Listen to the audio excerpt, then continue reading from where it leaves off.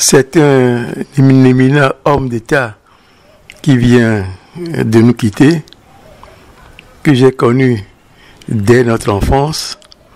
Nous étions ensemble à l'école privée de la cathédrale de Lomé, à la mission catholique. Et après la mission catholique de la cathédrale, nous nous sommes retrouvés au collège Saint-Joseph de Lomé.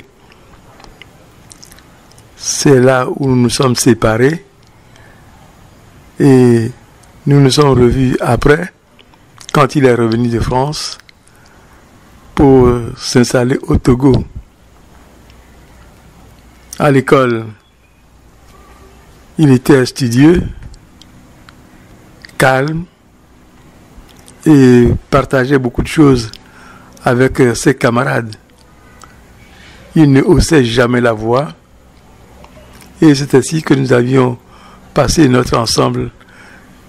Nous avions passé notre jeunesse ensemble. Et quand je l'ai revu après au ministère de l'économie à Lomé, il est toujours resté le même, homme bien bâti, et il aimait beaucoup le travail bien fait, et il en était fier, surtout. Et cette fierté, Edouard Kodjo l'a gardée jusqu'au bout. Nous l'appelions Edouard. C'est qu'après qu'il est devenu Edem Kodjo.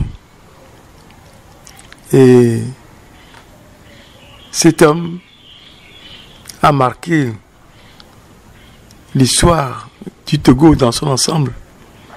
Quand il était au secrétariat général du Rassemblement du peuple togolais, RPT, il est d'ailleurs le premier secrétaire général et le dernier, puisqu'après, avec les mesquineries et les coups bas de la classe politique au Togo,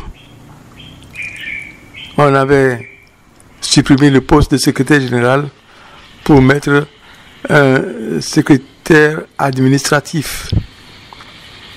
Et Edouard faisait partie des hommes qui ont mis sur pied ce parti unique, le RPT. Mais quand il a voulu voir un peu du côté de la démocratie, on l'a éjecté dehors, mais en le laissant aller quand même à l'Organisation de l'Unité africaine. Mais là encore, ses adversaires ont eu le dessus. Et pour la question du Sahara occidental, on n'a pas renouvelé son mandat. De retour de l'exil en France, il a créé son parti et il lui a consacré toutes ses forces. Edem Kodjo est resté pour moi un panafricaniste averti et convaincu, comme l'a été le Sadifou Dr Kwame Nkrumah. Et à la tête de l'Organisation de l'Unité africaine, beaucoup doivent aujourd'hui regretter tout ce qu'il a fait et pour l'organisation, surtout en pensant au manifeste de Lagos. Edem n'était pas seulement resté dans la politique, c'était également un écrivain. Il aimait écrire et d'aimer l'Afrique doit être pour nous un livre à lire et à relire. Il était également un collectionneur d'art plastique et surtout son panafricanisme l'a envoyé jusqu'à créer Pax Africana qu'il a dirigé et aussi créé une école de diplomatie à Lomé.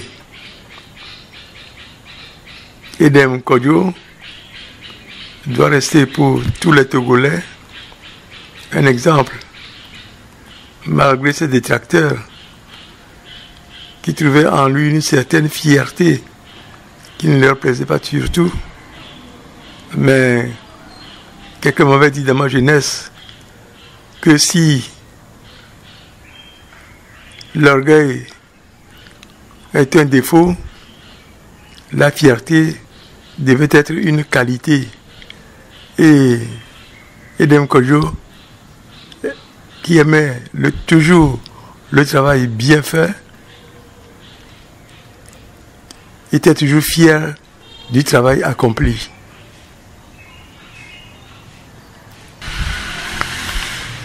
Edem Kodjo aurait pu jouer dans le club de l'Étoile filante de Lomé.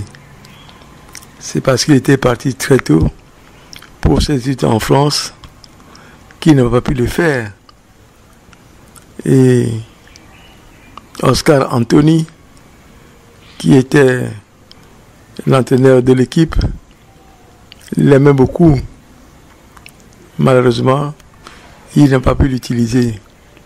Mais surtout, quand il s'était agi de construire un premier stade omnisport à Lomé et que le président Gnassingbé Eyadema cherchait des fonds pour cela, il s'était adressé au ministre de l'économie qui était Edem Kodjo, qui lui a dit qu'il n'y avait pas d'argent pour cela, mais qui lui avait indiqué l'OPAT, l'Office des produits agricoles du Togo, qui a pu sortir de l'argent pour la construction de ce stade.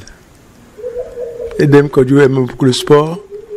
Il a même été membre de la Fédération togolaise de football. Et quand j'allais écrire mon livre d'histoire sur le football togolais, je le lui ai soumis parce que je savais qu'il avait une belle plume.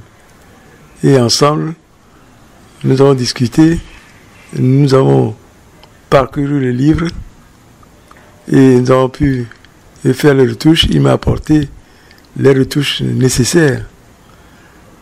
Edem Kodjo fut un grand sportif et il est parti